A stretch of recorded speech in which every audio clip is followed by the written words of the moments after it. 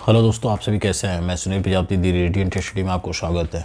पिछली क्लास में हम लोगों ने रे ऑप्टिक्स क्लास 12th की जो है फिजिक्स का हम रे ऑप्टिक्स पढ़ रहे थे। रे ऑप्टिक्स जो है ray optics and optics instrument, ये हमने पढ़ा था। उसमें बहुत सारी चीज़ें हमने पढ़ा था कि प्रकाश क्या होता है, प्रकाश कितने प्रकार की होती है और प्रकाश का वेग क्या होता है। इन सब सारी चीज़ों में हमने डिस्कशन किया हुआ था। आज उसी लेसन को हम आज कंटिन्यू करेंगे। ये हमारा अगला क्लास है, उसी लेसन का पार्ट 2 है। तो उस चीज़ में हम आगे बढ़ेंगे और देखेंगे आगे मुझे क्या पढ़ना है। उसमें हम लोगों ने पिछली क्लास में ये पढ़ा था। उसके साथ साथ प्रकाश कितने प्रकार के होते हैं। प्रकाश 2 प्रकार के होते हैं। पहला नेचुरल होता है, दूसरा जो है आपका आर्टिफिशियल होता है। वो सब सारी चीज़ों में हमने डिस्कशन किया था। ये भी पढ़ा था कि प्रकाश का जो गुण होता है, प्रकाश सीधी रेखा में गति करती है। ठीक है, प्रकाश को किसी माध्यम की आवश्यकता नहीं होती है। ठीक है, प्रकाश का जो पथ होता है बिल्कुल वो सीधी रेखा में गमन करती है। बात आती है आगे कि जब तक प्रकाश में किसी तरह का कोई अवरोध उत्पन्न ना हो तब तक प्रकाश क्या होती है, मुड़ती नहीं है। क्या नहीं होती है, मुड़ती नहीं है। जैसे हम कह दें, जैसे मैं उत्तल लेंस की बात करूं, अगर हमारा उत्तल लेंस है और हम उत्तल लेंस पे हम क्या करें, किरणें आपतित करें, तो क्या होती है, अपने मार्गों से क्या होती है, ये विचलित हो जाती हैं।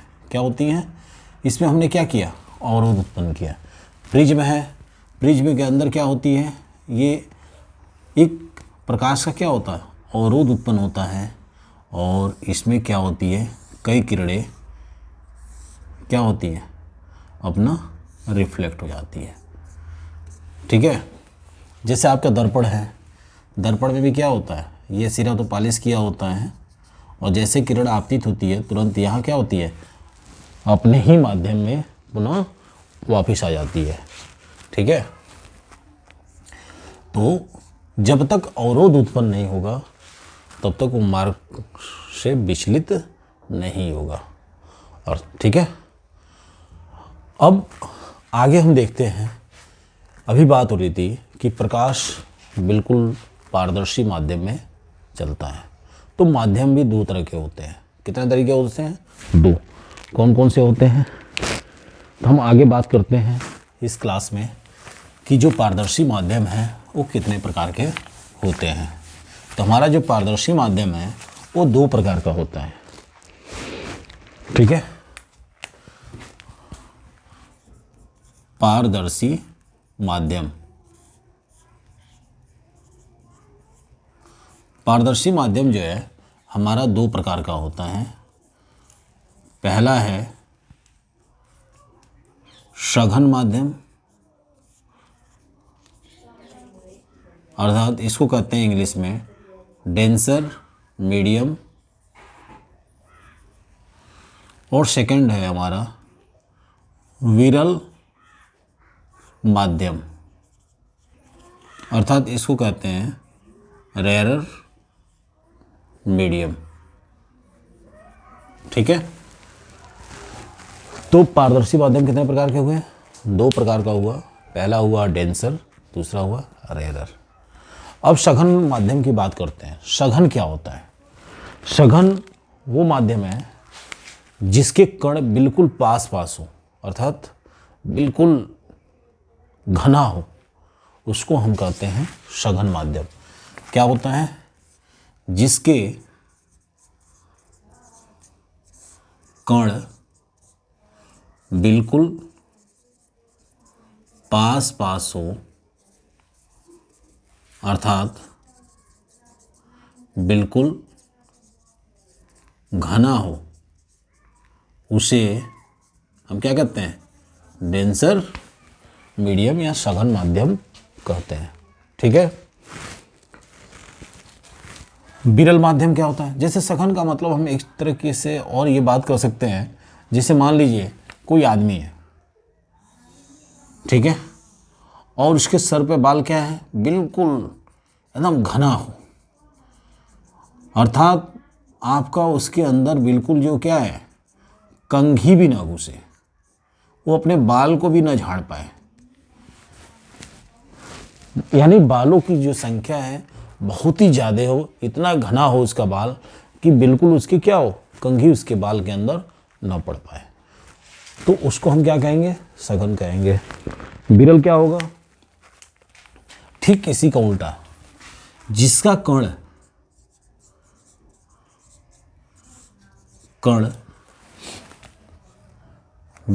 जिसका कण काफी दूर दूर हो, अर्थात क्या कहते हैं, जैसे इन्हीं के एग्जाम्पल समझ लीजिए। जैसे इसी के पे इस आदमी के ऊपर बाल दो चार हो, एक यहाँ हो, एक यहाँ, एक यहाँ, एक यहाँ, एक यहाँ, मतलब जो कंघी है बिल्कुल आसानी से प्रवेश कर ले, तो क्या होगा, ये विरल हो जाएगा। ठीक है, तो हमारा जो पारदर्शी माध्यम है वो दो प्रकार का हुआ है, पहला सघन माध्यम, दूसरा विरल माध्यम। सघन माध्यम वो है जिसे कण बिल्कुल पास पास होते हैं, उसको सघन माध्यम कहते हैं। जिसका कण काफ़ी दूर दूर पे होता है उसको हम विरल माध्यम कहते हैं। ठीक है, ये बात हुई सघन और विरल की। अब बात आती है कि पारदर्शी के उदाहरण क्या क्या होते हैं, एग्जाम्पल क्या क्या हैं, कौन कौन से हैं इसके। पहला है आपका हवा, क्या है, हवा। दूसरा है पानी, तीसरा है हीरा, चौथा है, इसको ABC कर दो, कांच। ये क्या है, ये पारदर्शी के उदाहरण है। क्या है, हवा, पानी, या पानी भी कह सकते हो पहले। ठीक है, इसको घुमा सकते हो, यहाँ पे पानी कर सकते हो, इसको हवा कर सकते हो, हवा, हीरा और कांच। ये क्या है, इसके उदाहरण। क्या है इसके उदाहरण पारदर्शी माध्यम के, पानी, हवा, हीरा और कांच, इनके क्या हो गए, ये सब उदाहरण हुए। तो पारदर्शी के दो माध्यम हैं, दो प्रकार के हैं, सघन माध्यम, विरल माध्यम। सघन माध्यम वो होता है जिससे कण बिल्कुल पास पास हो, अर्थात बिल्कुल घना हो, उसको हम क्या कहते हैं, डेंसर माध्यम, अर्थात उसे सघन माध्यम कहते हैं। और जिसे कण काफ़ी दूर दूर हों उसको विरल माध्यम कहते हैं। जो इसके एग्जाम्पल हैं वो हमारे ये है, पानी, हवा, हीरा और कांच। ठीक है, ये हमारे। अब बात आती है कि अगर हम प्रकाश की किरण को एक माध्यम से दूसरे माध्यम में प्रवेश कराएं तो उसकी स्थिति क्या होगी। ठीक है, अगर हम किसी तल से प्रकाश की किरणों को परावर्तित करते हैं तो उसकी कंडीशन क्या क्या होती है, वो हम चीज़ें देख रहे हैं। आगे क्या होगा समझने की कोशिश करना।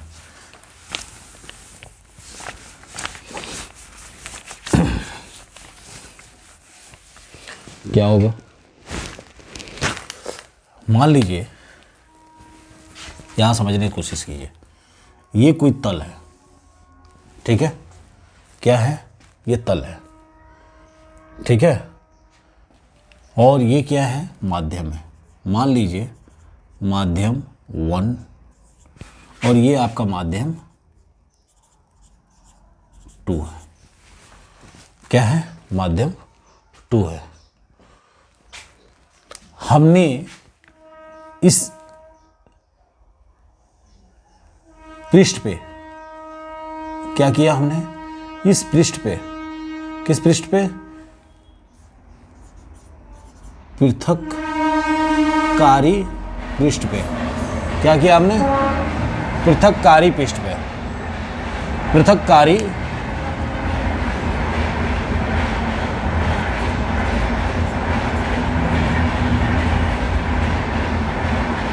इस पृथक्कारी पृष्ठ पे हमने इस पे किरण आपतित किया,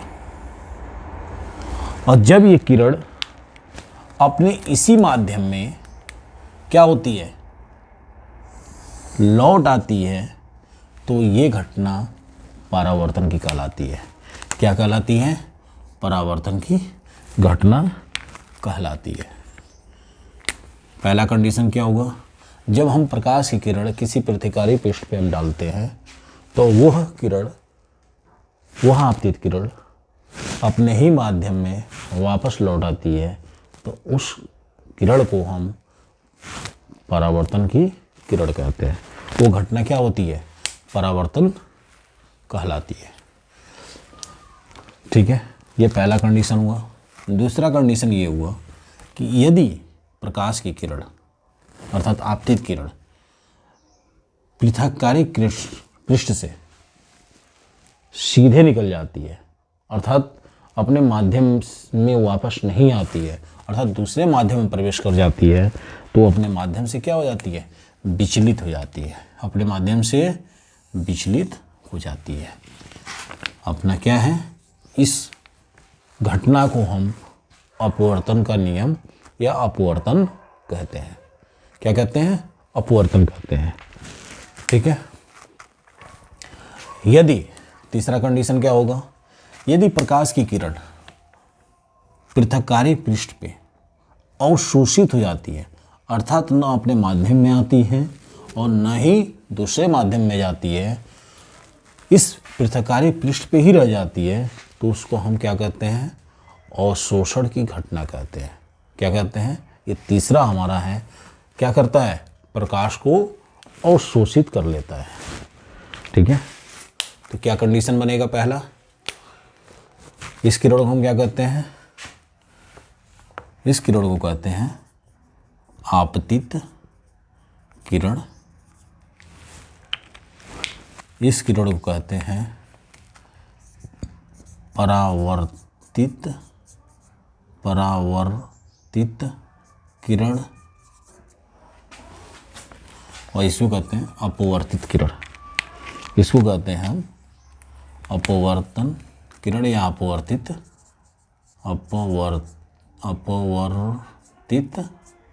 किरण। ठीक है।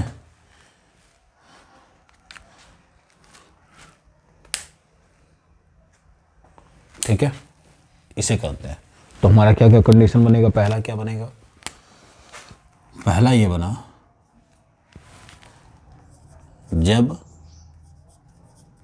प्रकाश की किरण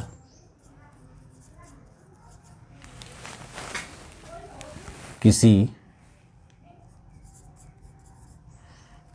पृथक्कारी पृष्ठ से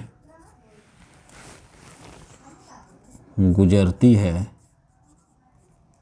तो वह पुनः अपने माध्यम में वापस आ जाती है, तो इस घटना को क्या कहते हैं? परावर्तन की घटना कहते हैं। या परावर्तन, इस घटना को हम परावर्तन कहते हैं। इस घटना को क्या कहते हैं? हम परावर्तन को कहते हैं। क्या कहते हैं? परावर्तन कहते हैं। क्या कहते हैं? परावर्तन कहते हैं। दूसरा कंडीशन क्या होगा? देखिए, दूसरा कंडीशन क्या होगा? हमने क्या बताया? जब आपतित किरण पृथक्कारी पृष्ठ से दूसरे माध्यम में प्रवेश कर जाती है तो अपने मार्ग से वो क्या हो जाती है? विचलित हो जाती है। उस किरण को हम क्या कहते हैं? अपवर्तित किरण करते हैं। और ये किरण, इस घटना को हम क्या कहते हैं? प्रकाश का अपवर्तन कहते हैं। इसको हम क्या कहते हैं? प्रकाश का अपवर्तन। जब प्रकाश की किरण किसी पृथक्कारी पृष्ठ से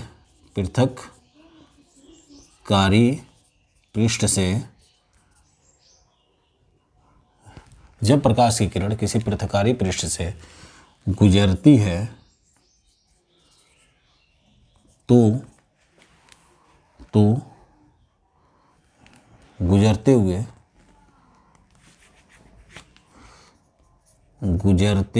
हुए अपने माध्यम से दूसरे माध्यम में प्रवेश करती है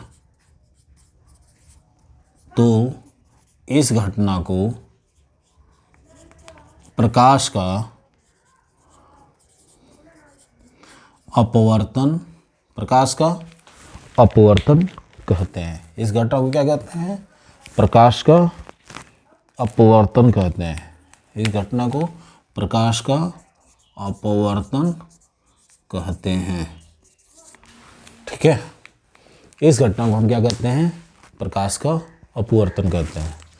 ठीक है, अब तीसरा क्या होगा? तीसरा समझिएगा, बिटा रहा हूँ इसे।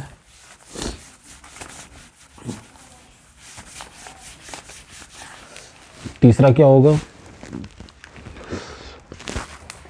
यदि प्रकाश की किरण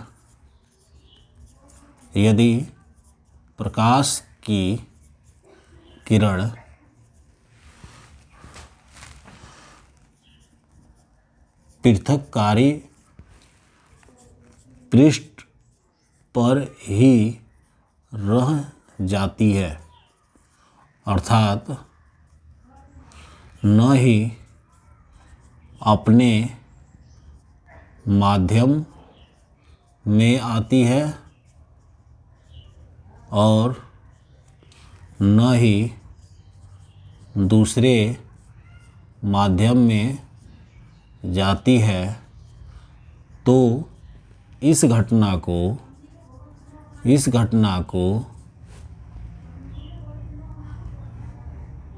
अवशोषण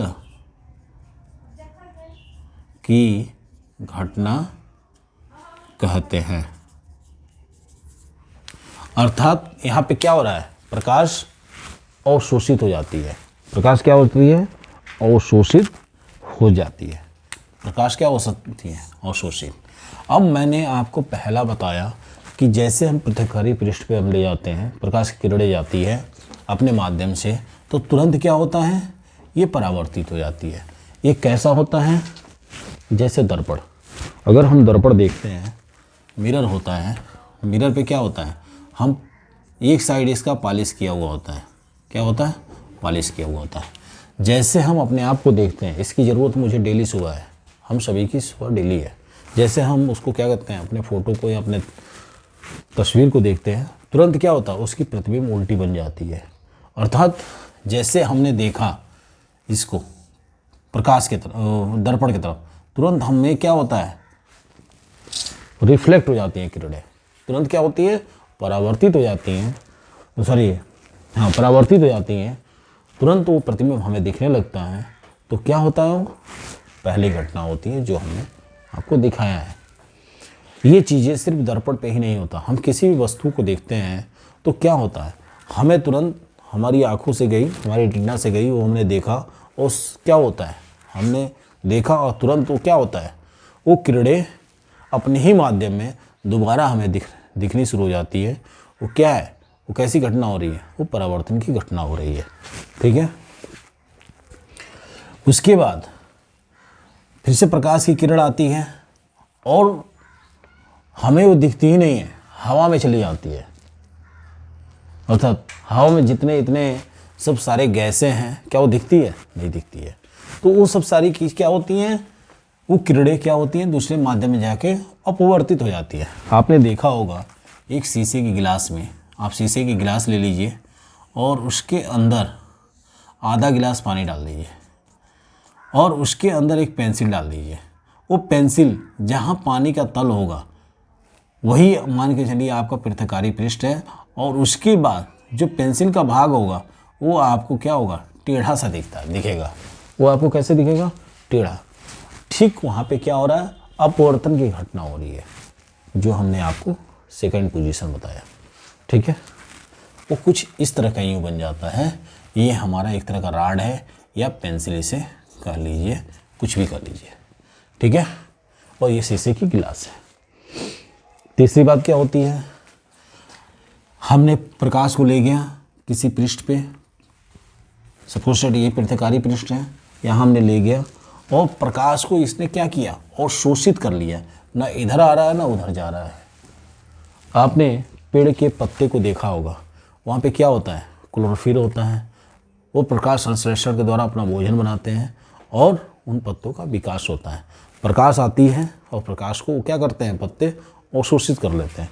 यानी हम एक टार्च ले लें और टार्च को ऐसे जलाएं यहाँ पे दीवार पे या बोर्ड पे, तो क्या होता है, इसको ये अवशोषित कर लेगा। न प्रकाश रिटर्न आएगा, न प्रकाश उसके उस पर जाएगा। तो ये क्या हुआ, तीसरी घटना, ये प्रकाश को क्या किया, अवशोषित कर लिया। ठीक है, प्रकाश को क्या कर लिया, अवशोषित कर लिया। ठीक है, तो इस घटना को हमने क्या कहा, अवशोषण की घटना कहा। ठीक है, ये हमारा हुआ तीसरी घटना। ठीक है दोस्तों, चलते हैं आगे, चलते हैं।